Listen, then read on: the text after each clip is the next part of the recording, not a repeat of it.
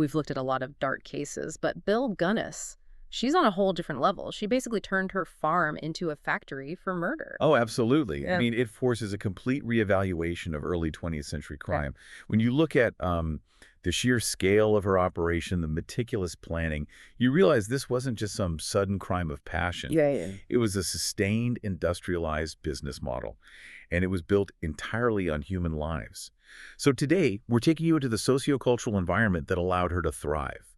We'll be deconstructing the actual mechanics of her crimes and looking at those grisly forensic discoveries on her Indiana farm. Yeah, and we're pulling from this really fascinating stack of sources for this deep dive. We've got an academic criminological analysis called Agrarian Gothic, plus historical archives, and, some great modern true crime retrospectives like the Mugshot Mysteries, deep dives, and A&E reports. And we really need all those different angles to tackle the ultimate mystery here because, well, did she actually die in a fiery inferno?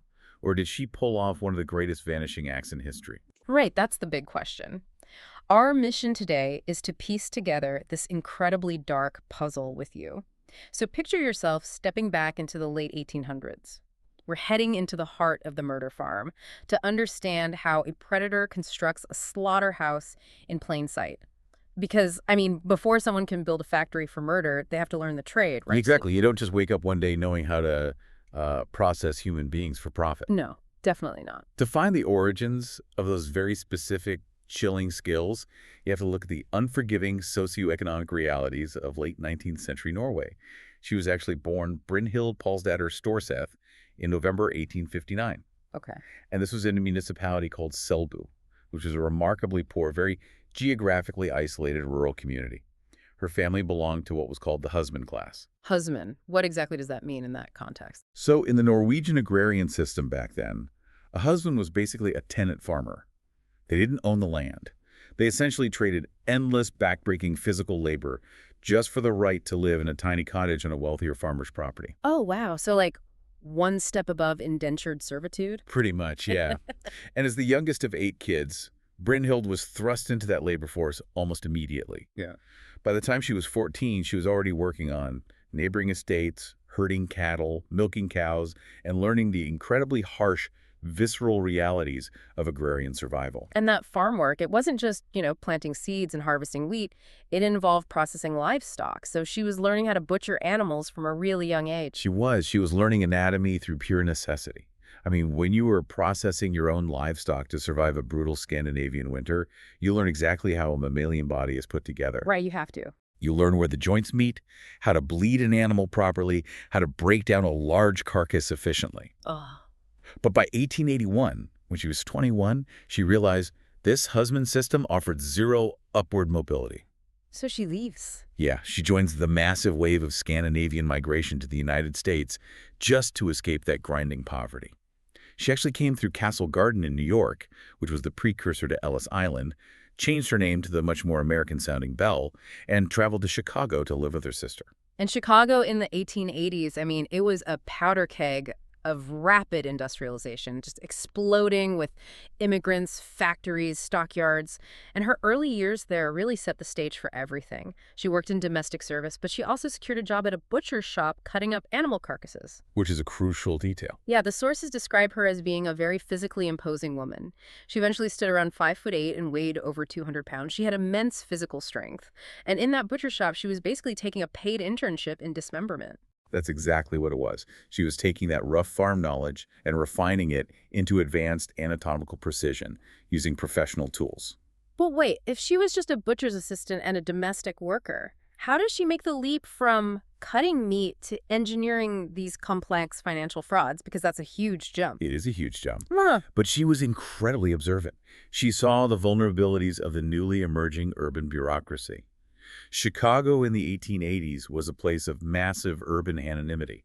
It was this booming, chaotic city where an intelligent predator could easily disappear into the margins. Hide in the crowd, basically. Right. And more importantly, she noticed the rise of the working-class life insurance industry.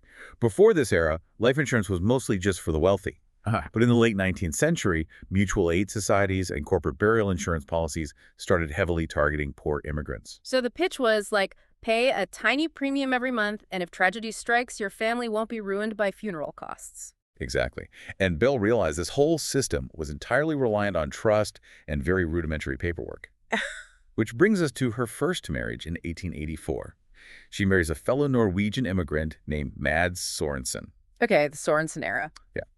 They open a confectionery store together, and this is where the timeline takes a very dark turn. The candy store struggles to take off, it's failing to make any profit, and then, miraculously, it burns to the ground. Let me guess. It was insured. Fully insured, they use the payout to buy a home, and then, well, that home burns down. Insured again. That is just, I mean, the Sorensen period really serves as Belle's developmental stage for predatory behavior, doesn't it? She learns this fundamental, dangerous lesson. Destruction yields financial reward if you hold the right policy. Precisely. And the authorities at the time, they simply didn't investigate property fires in immigrant neighborhoods with any real rigor. The fire departments were overworked, and forensic arson investigation essentially did not exist. But the fraud doesn't stay at property damage for long. It escalates in a terrifying way. In the late 1890s, Belle and Mads were caring for two foster children, Caroline and Alex, and both of these children die under her care. The official cause of death in both cases was listed as acute colitis. Right, and if you look at the modern forensic retrospectives in our sources, they highlight a terrifying medical reality about that diagnosis. Yeah. The symptoms of acute colitis, which include severe nausea, vomiting, fever, acute intestinal cramping, they're practically identical to the symptoms of certain heavy metal or alkaloid poisonings. So a doctor in the 1890s looking at a sick kid in a working-class home, they wouldn't even think twice. Not at all. And shockingly, Belle had taken out life insurance policies on both of these foster children and collected the payouts. It's a grim, really steep escalation. She moves from property fraud to homicide for profit, using the most vulnerable targets possible. It's sickening. And then the pinnacle of her Chicago methodology happens on July 30th, 1900. Her husband, Mads Sorensen, dies of a cerebral hemorrhage. Belle claimed he came home with a headache. She gave him some quinine powder, which is a super common home remedy at the time, and then later found him dead. And the attending physician displayed just a catastrophic lack of curiosity. He attributed the sudden death to an enlarged heart. Wait, let me get this straight. 2 kids die of suspicious stomach ailments, 2 buildings burn down, and her husband drops dead on the exact single day his insurance policies overlap.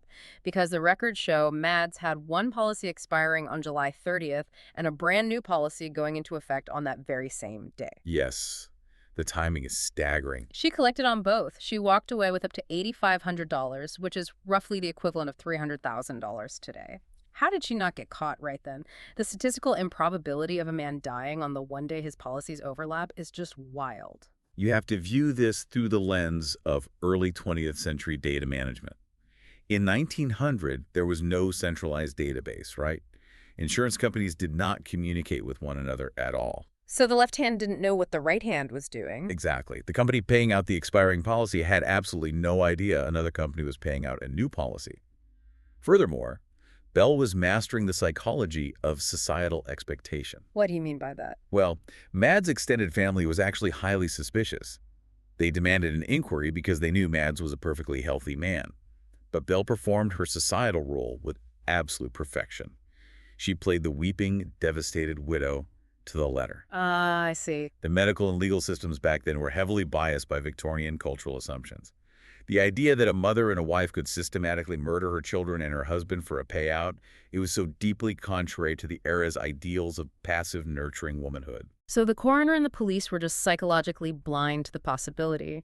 Belle realized that these patriarchal blind spots were essentially a shield. She used their own prejudices against them. She really did. She proved to herself that she could manipulate coroners, completely bypass insurance investigators, and walk away incredibly wealthy. But with that $8,500 payout, she realizes Chicago is getting a little too hot, right? She's burned through her immediate family, and Mads' relatives are asking way too many questions. So she needs to scale her operation, and she needs an environment entirely under her control.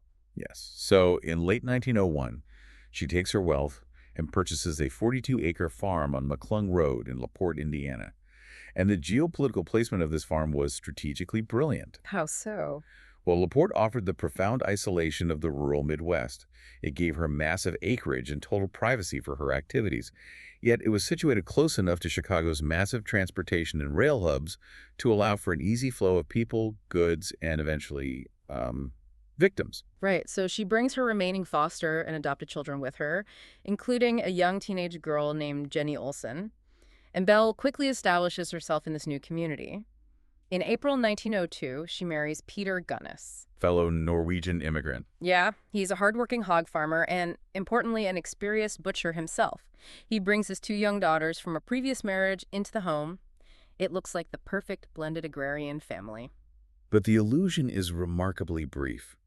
Within a week, just 1 week of moving into the Laporte farmhouse, Peter's youngest infant daughter dies of unknown causes while left alone in Belle's care. Unbelievable. Peter, perhaps sensing the danger, actually sends his older daughter away to live with relatives, which undoubtedly saved her life.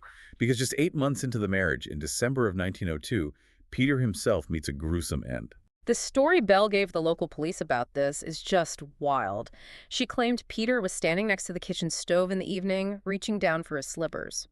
Suddenly, a heavy cast-iron sausage grinder fell from a high, wobbly shelf, crushed his skull, and simultaneously knocked over a pot of simmering brine that scalded him to death. That was her actual alibi. Can you imagine the sheer audacity it takes to tell the police that story with a straight face? A sausage grinder just happens to execute a perfectly fatal strike. It really speaks to her supreme confidence in her ability to manipulate rural authority. And this is where the concept of agrarian Gothic, which is detailed in our academic source, becomes highly relevant to understanding why she was so successful. Agrarian Gothic, yeah. Break that down for us. We tend to romanticize the pastoral farm life today, but early 20th century criminologists understood the farm as an inherently dangerous, isolating place. It was an environment characterized by heavy, unprotected machinery, large, unpredictable livestock, constant physical labor. Lots of ways to get hurt. Exactly. Frequent, legitimate, fatal accidents. Belle utilized the natural hazards of rural life as a camouflage for blunt force trauma. A heavy piece of iron equipment falling and causing a fatal head injury wasn't entirely outside the realm of possibility in a chaotic farmhouse kitchen of that era. But the locals in Laporte weren't entirely buying it, were they? I mean, Peter was known as a capable, experienced farmer, not a clumsy man who pulls heavy machinery onto his own head. No, they were suspicious. The district coroner actually convened a formal jury because he suspected foul play. And the suspicions skyrocketed because of a terrifying detail involving Belle's adopted daughter, 14-year-old Jenny Olsen. Jenny was overheard by a classmate at school whispering, "My mama killed my papa. She hit him in the head with a meat cleaver, and he died. But don't tell a soul." A leaked child's confession like that should have been the end of Belle Gunness. The coroner brought Jenny in for questioning, but under the intense pressure of the authorities, and likely terrified of Belle, Jenny denied saying it. She backtracked. She had to. And Belle once again deployed her mastery of societal prejudice to save herself. She didn't just play the grieving widow this time, she was also noticeably pregnant with Peter's child. Oh, wow. So the all-male coroner's jury looked at this large, weeping, pregnant widow standing before them. They simply couldn't fathom that this expectant mother had brutally bludgeoned her husband to death with a cleaver and concocted a story about a sausage grinder. The cognitive dissonance was too great for them. So they cleared her. They cleared her of all wrongdoing, and she walked away with another $3,000 in life insurance. Put yourself in Laporte back then.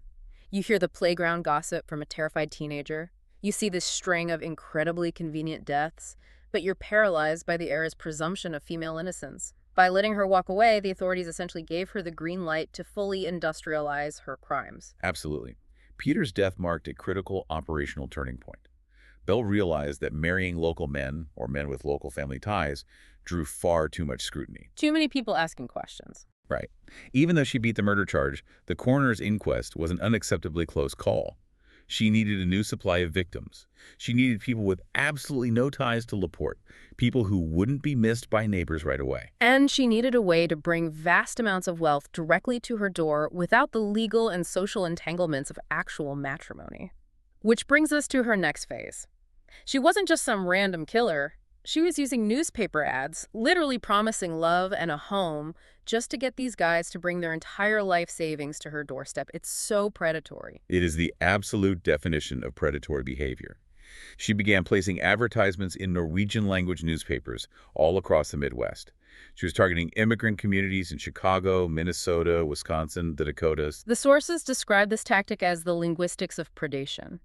These advertisements were not desperate pleas for companionship. They were meticulously crafted financial screening tools. They really were. Listen to the specific language of one of the actual ads she placed. Quote, "Personal comely widow who owns a large farm in one of the finest districts in LaPorte County, Indiana, desires to make the acquaintance of a gentleman equally well provided, with a view to joining fortunes. No replies by letter considered unless sender is willing to follow answer with a personal visit. Triflers need not apply." Notice the gating mechanisms in that text. Equally well provided and triflers need not apply. She is explicitly demanding proof of liquid assets before she will even engage in a conversation. And when these men responded, her follow-up letters were masterpieces of manipulation. She preyed upon their specific psychological vulnerabilities, their loneliness, their isolation on remote frontier farms. And their deep immigrant desire for stability. Right. She offered them a partnership in a prosperous, established estate, basically a shortcut to the American dream, but she always laid down very strict, non-negotiable rules for their arrival. That was the catch. She insisted they liquidate all their assets, sell their land, close their bank accounts, and convert absolutely everything into cash. She claimed she had a mortgage on her farm that needed to be paid off immediately upon their arrival to secure their joint future. And the most chilling rule, she demanded they tell absolutely no one where they were going. She framed it as this romantic secret, a private elopement. She was socially isolating them before they even bought a train ticket. And in the early 1900s, banking was highly localized. If a man from South Dakota wanted to invest in an Indiana farm, transferring funds between those disparate rural banks was incredibly slow and complex. So it was actually common for people to carry their entire net worth in physical cash or bearer bonds when moving. Exactly. Belle weaponized that historical financial reality. The local postmaster in LaPorte noted she was receiving 4 to 10 letters a day. A steady stream of men began arriving in town.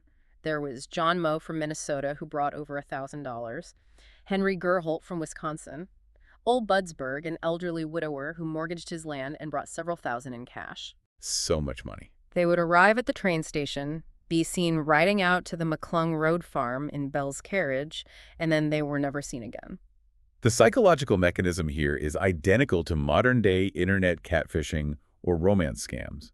You identify a vulnerable target, build an intense, fabricated emotional connection from a distance, isolate them from their support network, and then exploit them financially. The horrifying difference is that a modern scammer drains a bank account and disappears. Belle's scam required the physical presence of the victim, meaning it had a mandatory lethal endpoint. And we actually have a terrifying account of what that endpoint looked like because of one man who miraculously survived. George Anderson from Missouri. Yes. He corresponded with Belle, liquidated his assets, and traveled to the LaPorte farm. Over their very first dinner together, Belle immediately shifts the conversation to the mortgage she needs paid off. She asks for the cash she brought. George, perhaps possessing a stronger sense of self-preservation than the others, tells her he will pay the mortgage, but only after they are legally married. That slight hesitation, that refusal to immediately hand over the physical cash, disrupted her standard operating procedure, and it likely saved his life. George goes to sleep in the guest room that night. Sometime in the deep hours of the early morning, he suddenly wakes up. The room is pitch black except for a flickering candle. Standing right over his bed is Belle Gunness. Just hovering there. The sources describe her expression as deeply sinister, cold, and foreboding. She didn't say a single word. She just stared down at him in the candlelight. George's survival instinct kicked in hard. He didn't ask what she was doing. He didn't even stop to grab his luggage or his clothes. He just ran. He bolted out of the house into the freezing night, ran miles down the dirt road to the LaPorte train station, and got on the first train out of Indiana. He was the only known suitor to survive the farm. Anderson's account is the only glimpse we have from the perspective of a target inside the farmhouse. For the dozens of men who didn't wake up in time, the reality of the murder farm was an industrial nightmare. Based on the later confessions of her farmhand, Ray Lamphere, and the forensic excavations of the property, we could reconstruct the exact mechanics of her killing cycle. If a strong 200-pound farmer arrives at your house, how do you overpower him without drawing the attention of your farmhands or neighbors? How did she physically process these victims? She relied on chemistry before she relied on blunt force. The process typically began with a heavy, comforting meal. Then she would serve them coffee heavily laced with strychnine. Strychnine, that is brutal. Strychnine is a fascinating and terrifying alkaloid poison. It doesn't just put a victim to sleep. It acts as an antagonist at the glycine and acetylcholine receptors in the spinal cord and brain. Essentially, it blocks the inhibitory nerve impulses. Meaning what exactly for the victim? Think of it like a catastrophic electrical surge in a house. It overloads the victim's nervous system, causing every single muscle in the body to violently contract at maximum force all at once. The victim is fully conscious, but thrown into agonizing, rigid convulsions. It renders even the strongest man completely paralyzed and helpless. Wow. Once they were incapacitated by the strychnine, she delivered the fatal blow, crushing their skulls with a meat cleaver or a heavy axe. Can you imagine the scale of this operation? This wasn't a crime of passion. This was a literal business model. She was processing human beings. And after she killed them, she utilized those butchery skills she acquired back in the Chicago meatpacking district. She didn't try to drag a massive 200-pound dead weight out to the yard. She dismembered them with surgical precision. Right. She understood how to break down a carcass. The forensic reports from the later excavations specifically note that the victim's arms were severed cleanly at the shoulder joints, and the legs were severed at the knees. She wasn't just hacking blindly through bone. She was using a butcher's knowledge to quickly separate the joints. She did this specifically to fit the human remains into standard burlap gunny sacks used for animal feed. The disposal method was equally calculated. She buried these sacks in shallow graves, primarily in the farm's hog pen. Burying bodies in a hog pen is a stroke of dark, practical genius. Why pigs? Well, a hog pen is a constantly churning environment of mud and animal waste.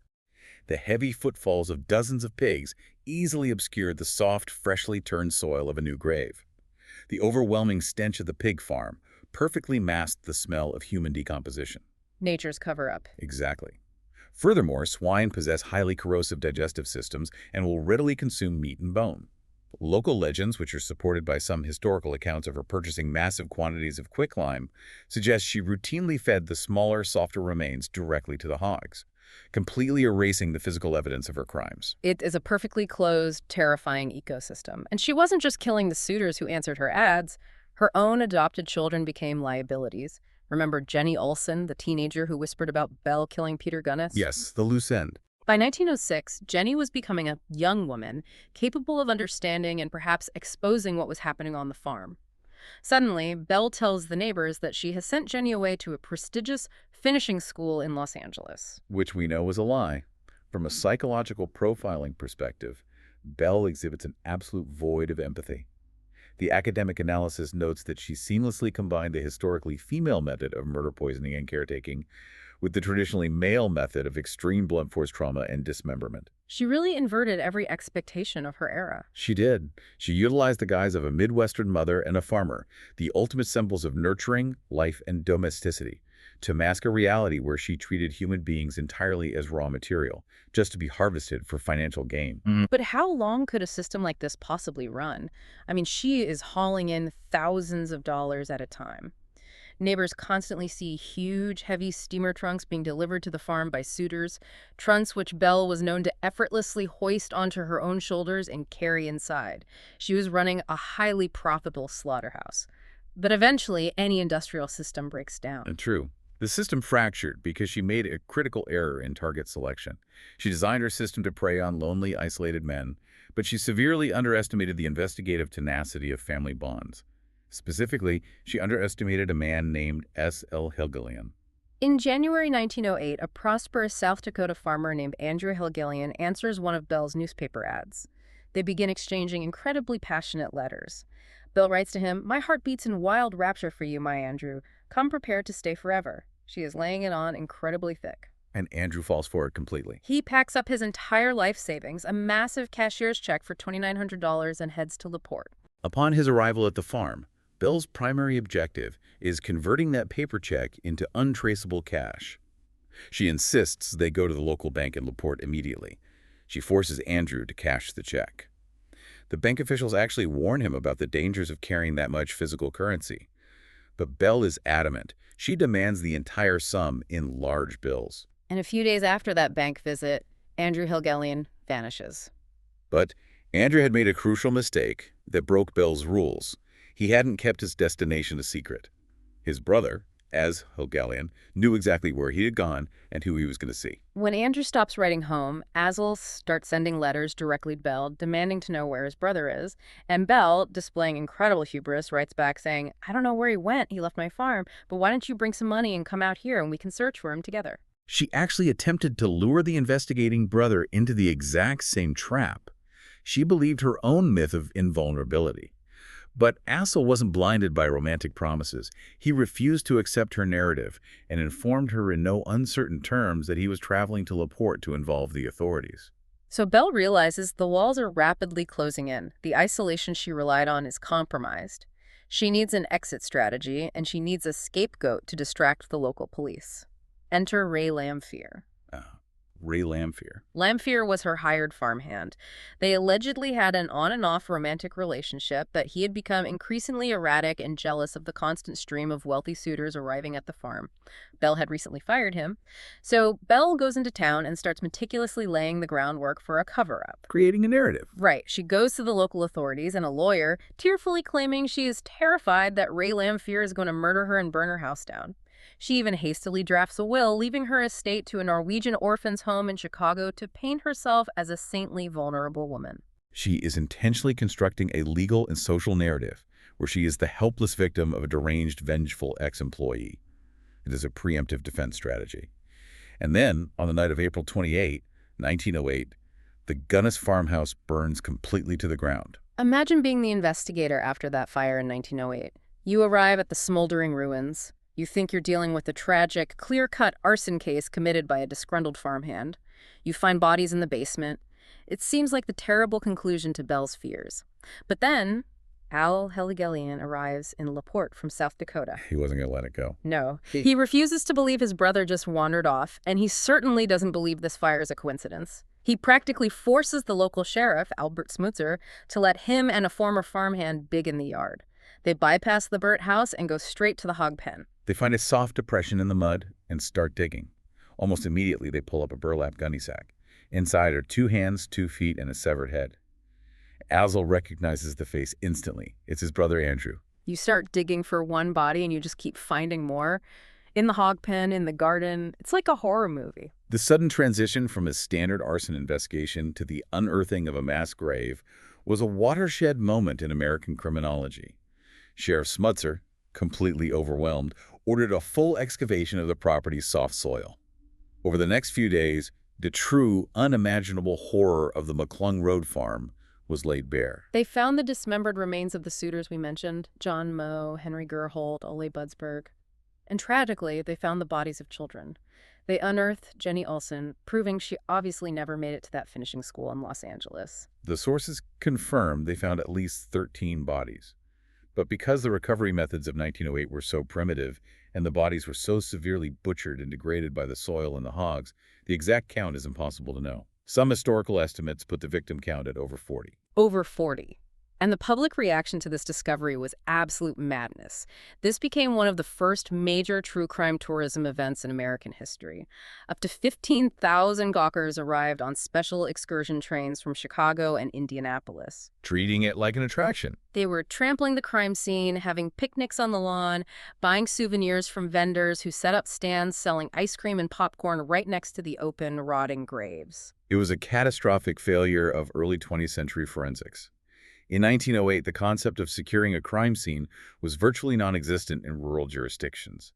The complete lack of perimeter control turned a massive, complex homicide investigation into a macabre carnival. Any subtle physical evidence was just gone. Permanently obliterated by the stampede of tens of thousands of tourists. Any stratigraphy of the soil, the exact placement of the graves, or trace evidence left on the property ruined. And amidst all this absolute chaos, the local police desperately needed to assert control. They needed a culprit to parade before the press. The farm was in ashes. The monster was supposedly dead in the cellar, so they arrested the fall guy Belle had teed up for them, Ray Lamphere. When they caught him, he was actually wearing John Moe's overcoat and Henry Gerhold's watch. He didn't make it hard for them. They charged him with arson and the murder of Belle and her children. The trial of Ray Lamphere in November 1908 was a massive national media spectacle. Lamphere's defense strategy was entirely unexpected and shocking. His lawyers argued that he couldn't possibly be guilty of murdering Belle Gunness because Belle Gunness was still alive. Pulling a fast one on the whole country. He claimed she staged the entire fire specifically to escape Ariel Hogellian's impending investigation. And the jury, looking at the incredibly circumstantial evidence, kind of believed him. They convicted Lamphere of the arson charge, but they acquitted him of the murder charges. He was sent to the Indiana State Prison, where he contracted tuberculosis and died just a year later. But before he died, he gave a lengthy deathbed confession to a clergyman, Reverend Shell. His story paints a picture of the ultimate ruthless escape. According to Lamphere's confession, Belle's paranoia about Al Helgelian arriving with the police drove her to execute a flawless vanishing act. He claimed she traveled to Chicago a week before the fire and hired a destitute woman to serve as a new housekeeper. This woman wasn't chosen for her domestic skills. She was selected specifically because she functioned as a physical body double for Belle. Lamphere alleged that on the night of the fire, Belle murdered this woman in the basement, decapitated her to prevent facial identification, and dressed the headless corpse in her own distinct clothing. Then, according to Lamphere's terrifying account, Belle did the unthinkable to tie up her final loose ends. She poisoned her own 3 remaining children, smothered them, placed their bodies next to the headless decoy in the cellar, intentionally set the house on fire, and fled through the woods under the cover of darkness with her fortune and stolen cash. It is a narrative of profound, almost mythological evil. But Lamphere's confession wasn't just a wild story. It led investigators directly to the central forensic debate that has kept this case intensely debated for over a century. But here's the kicker. Did she actually die? That headless body they found it didn't quite match her measurements. Did she pull off the ultimate disappearing act? Let's examine the actual physical evidence recorded by the physicians at the scene. This is where the 1908 forensic limitations collide with basic anatomy.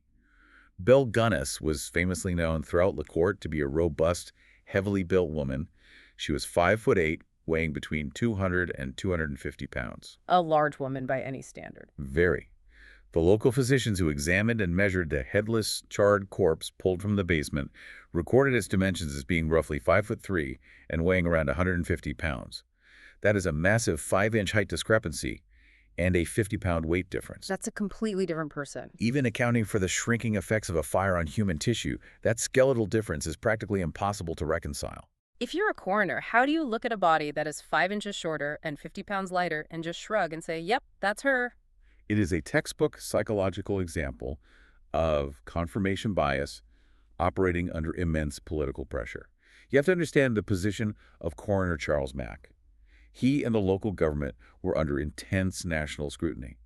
The discovery of an unprecedented female serial killer who butchered dozens of people right under their noses was profoundly embarrassing. They wanted it to be over. Exactly. The idea that this monster had then successfully outsmarted them and escaped with a fortune was a narrative the local authorities desperately wanted to avoid. It was far easier, far more politically expedient, and psychologically comforting for the community to conclude that the monster had met a biblical end, perishing in her own flames. They needed proof to close the book, and they found it. Or rather, it was conveniently left for them. The only piece of proof they used to identify the body was a set of false teeth, a gold dental bridge, found sifting through the ashes near the corpse. Belle's local dentist examined them and identified the dental work as his own. So, based entirely on those teeth, the coroner slammed his gavel and declared Belle Gunness legally dead. But practically no one in the general public believed it. The neighbors who actually saw the charred body before it was buried said it wasn't her. The local dressmakers who had Belle's exact measurements on file said the skeletal frame was completely wrong. The idea that she murdered a decoy and intentionally planted her own dental bridge next to the body to fake her death makes terrifying logical sense. Because of those glaring physical discrepancies, the case of Belle Gunness never truly closed in the American psyche. She transitioned from a local serial killer into a national phantom, a ghost story that haunted the early 20th century. Like an American Jack the Ripper. Exactly. For decades, law enforcement received reports of Belle sightings from all across the country. She became the era's boogeyman, much like the sightings of D.B. Cooper in later American history. Whenever a woman resembling her description was involved in a crime, the press immediately speculated it was the butcher of La Porte. And some of those sightings were incredibly compelling. Let's fast forward 23 years to 1931 in Los Angeles. A woman named Esther Carlson is arrested for poisoning elderly men to steal their money. Does that sound familiar? The modus operandi is practically identical. Using poison to incapacitate vulnerable men for financial gain was Belle's exact signature. People who had personally known Belle back in Indiana saw photographs of Esther Carlson in the newspapers and swore under oath it was her. The physical resemblance, the height, the heavy build, the facial structure was striking. And there are persistent reports that LA police searched Carlson's room and found a trunk containing photographs of Belle's children from the Laporte farm. It seemed like they had finally caught her. But before she could be put on trial and definitively identified, Esther Carlson died in police custody. We were robbed of definitive proof. The mystery was so enduring, so deeply embedded in the forensic history of Indiana, that it prompted modern pathological interventions. In 2008, exactly 100 years after the fire, a forensic anthropology team from the University of Indianapolis, led by Andrea Simmons and Dr. Stephen Araki, secured permission to exhume the headless body from its grave in Forest Park, Illinois. And they also exhumed the nearby graves of the Gunness children. Yes, the goal was to use modern forensic science to settle the debate once and for all. They were hoping to extract DNA from the bones of the headless corpse and compare it to DNA extracted from the saliva on the stamps of the letters Belle had sent to her suitors. They wanted to answer the ultimate question: was the body in the basement Belle Gunness or the murdered decoy? Unfortunately, the results highlighted the severe limitations of even modern science when dealing with highly degraded historical remains. DNA is a fragile molecule. When bones are buried in damp, acidic Midwestern soil for a century, the biochemical structure of the DNA breaks down. The base pairs cleave and fragment. Right. The DNA extracted from the 1908 bones was simply too degraded to build a definitive genetic profile. They attempted to pull DNA from the envelope flaps, but those century-old saliva samples were also unviable. Science could not solve the mystery of the fire. But the 2008 exhumation did reveal one more horrifying piece of evidence that proved just how badly botched the original 1908 investigation was. When the anthropologists opened the casket belonging to Belle's young daughter, Myrtle, they didn't just find the child's remains. Mixed in with the child's bones, they found the skeletal remains of an adult. It perfectly illustrates the profound, tragic chaos of the initial crime scene recovery. The 1908 investigators, overwhelmed by the crowds and the sheer volume of remains, were literally shoveling bones into boxes without any basic anatomical sorting. It proves that the entire forensic record of the Gunness farm is fundamentally corrupted. The mixture of adult and child bones in a single casket signifies that we may never have scientific certainty about who exactly was buried in those graves or if Belle Gunness ever faced justice. So we are left with the legend. The science failed, the authorities failed. Why does Belle Gunness still haunt American true crime? We have covered so many cases, but why does she stand out so vividly? I believe she endures because she so violently subverted the fundamental cultural expectations of her time, and frankly, of our time as well. Oh. When society imagines a ruthless, calculating, dismembering serial killer, the image is almost always male. We rarely picture a Midwestern farm widow, a mother of several children. Exactly. She weaponized the very symbols of domestic safety matrimony, the wholesome farmhouse, the home-cooked meal, and turned them into highly efficient instruments of slaughter. She hid behind the biases of a patriarchal society that fundamentally refused to believe a woman was capable of such profound, organized, and industrialized evil. She hid in plain sight. She didn't lurk in dark alleys waiting for victims. She used the very pillars of society as her weapons. She used the postal service, the regional newspapers, the marriage market, the life insurance industry, and the banking system to facilitate her crimes. She essentially invited her victims to walk right through her front door. And she possessed a terrifying understanding of human vulnerability. She knew exactly which psychological buttons to push.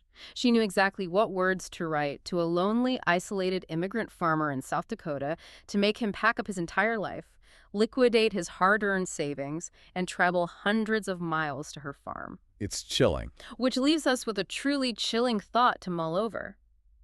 Belle Gunness didn't just exploit greed or lust. She weaponized hope. Every single man who answered her ad, who packed his trunk and boarded a train with his life savings in his pocket, was looking for a second chance at love. They were looking for connection. For a partner to share the grueling reality of the American dream. The true horror of the murder farm isn't just the physical butchery in the basement or the shallow graves in the hog pen. It's the terrifying realization of how easily and how ruthlessly human loneliness can be harvested.